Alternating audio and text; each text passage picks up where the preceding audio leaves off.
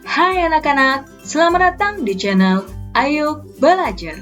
Kali ini kita akan belajar tentang mata pelajaran IPA kelas 5, bab 4. Berkenalan dengan bumi kita. Topik C, tentang bagaimana bumi kita berubah. Anak-anak, pernahkah kalian mendengar bencana alam seperti gempa bumi, tsunami, dan letusan gunung berapi? Ketiga jenis bencana alam ini terjadi akibat dari pergerakan lempeng bumi. Selain menyebabkan bencana alam tersebut, pergerakan lempeng bumi juga mengubah struktur bumi kita. Apa itu lempeng bumi? Bagaimana lempeng bumi dapat bergerak?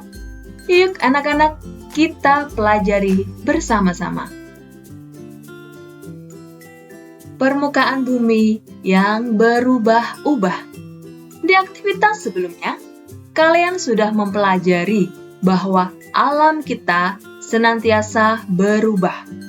Mulai dari perubahan cuaca yang sifatnya sementara, sampai dengan perubahan kondisi lingkungan yang sifatnya semi-permanen. Perubahan kondisi lingkungan yang sifatnya semi-permanen, salah satunya terjadi karena bencana alam.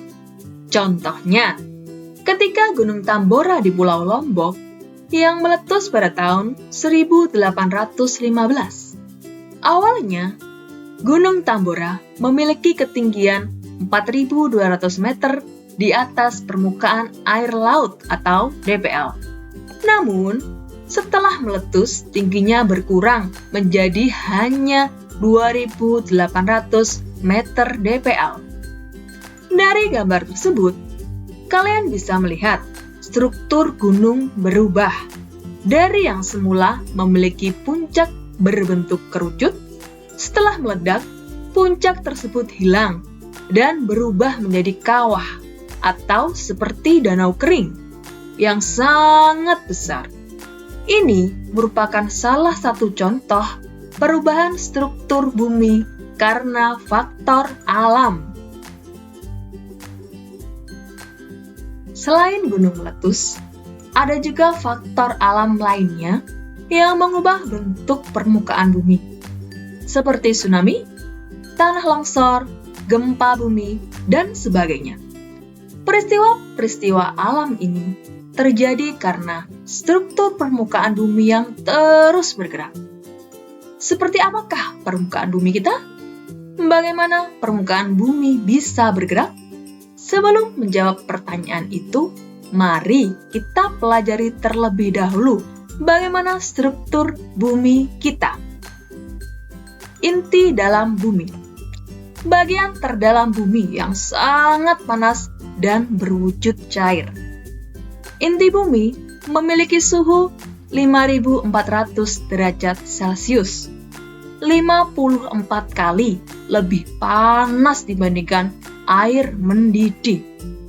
Benda apapun yang berada di sekitar inti bumi akan meleleh dan berubah wujud menjadi cair.